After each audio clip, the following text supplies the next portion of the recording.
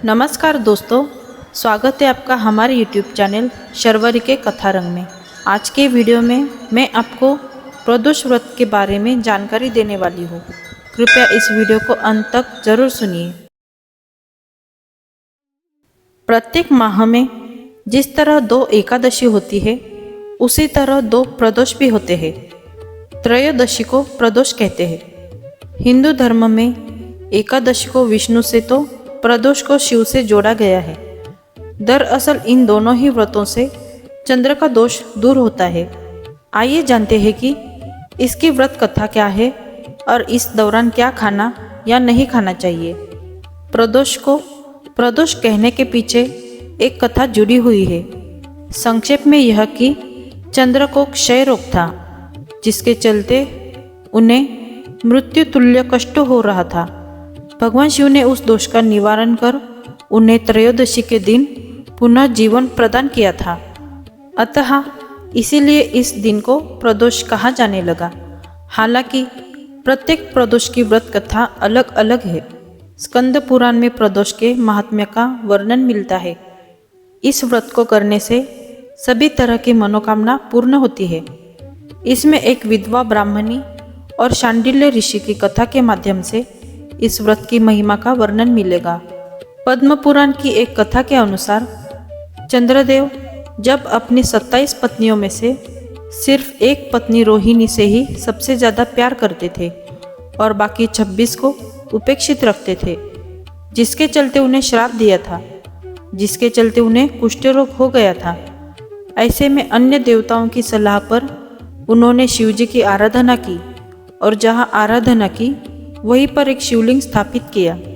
शिवजी ने प्रसन्न होकर उन्हें न केवल दर्शन दिए बल्कि उनका कुष्ठ रोग भी ठीक कर दिया। चंद्रदेव का एक नाम सोम भी है। उन्होंने भगवान शिव को ही अपना नाथ स्वामी मानकर यहाँ तपस्या की थी, इसलिए इस स्थान का नाम सोमनाथ हो गया। प्रदोष काल में उपवास में सिर्फ हरे मूंग का सेवन करना चाहिए, क्योंकि हरा मूंग पृथ्वी तत्व है और मंदाग्नि को शांत रखता है। प्रदोष व्रत में लाल मिर्च, अन्न, चावल और सादा नमक नहीं खाना चाहिए। हालांकि आप पूर्ण उपवास या फलाहार भी कर सकते हैं। व्रत वाले दिन सूर्योदय से पहले उठे, नित्य कर्म निपटने के बाद सफ़ेद रंग के कपड़े पहने, पूजा घर को साफ और शुद्ध करें, गाय के गोबर से लिपकर मंडप तैयार करें। इस मंडप के नीचे 5 अलग अलग रंगों का प्रयोग करके रंगोली बनाएं। फिर उत्तर पूर्व दिशा की ओर मुख करके बैठे और शिव जी की पूजा करें। पूरे दिन किसी भी प्रकार का अन्न ग्रहण ना करें। आइए सुनते हैं इससे जुड़ी एक और पौराणिक कथा। प्राचीन काल में एक गरीब पुजारी हुआ करता था।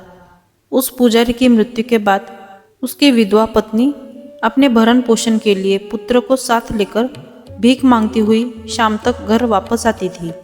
एक दिन उसकी मुलाकात विदर्भ देश के राजकुमार से हुई, जो कि अपने पिता की मृत्यु के बाद दर दर भटकने लगा था। उसकी यह हालत पुजारी की पत्नी से देखी नहीं गई।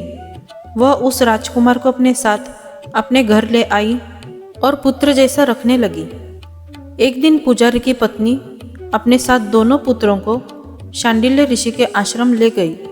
वहाँ उसने ऋषि से शिव जी के प्रदोष व्रत की कथा एवं विधि सुनी तथा घर जाकर अब वह भी प्रदोष व्रत करने लगी। एक बार दोनों बालक वन में घूम रहे थे। उनमें से पुजारी का बेटा तो घर लौट गया, परंतु राजकुमार वन में ही रह गया। उस राजकुमार ने गंधर्व कन्याओं को क्रीड़ा करते हुए देखा तो उनसे बात करने लगा।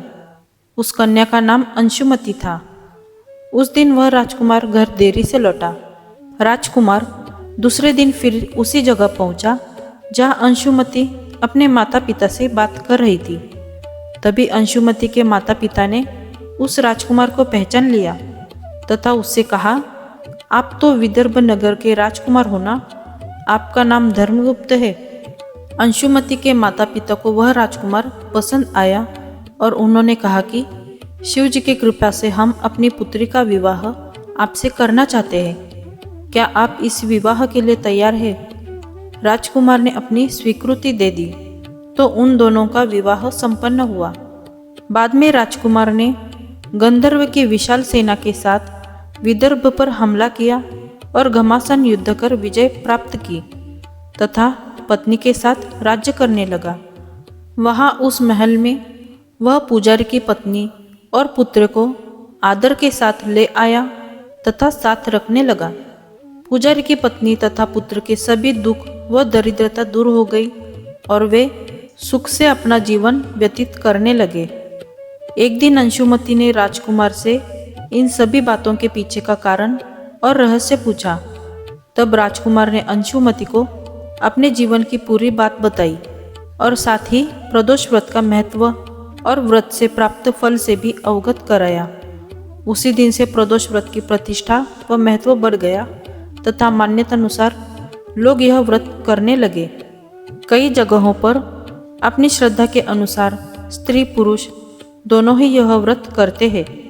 इस व्रत को करने से मनुष्य के सभी कष्ट और पाप नष्ट होते हैं एवं मनुष्य को अभीष्ट की प्राप्ति होती है। दोस्तों, ये जानकारी आपको पसंद आई हो तो इस वीडियो को लाइक, शेयर और हमारे चैनल को सब्सक्राइब कीजिए। मिलते हैं अगली वीडियो में। धन्यवाद।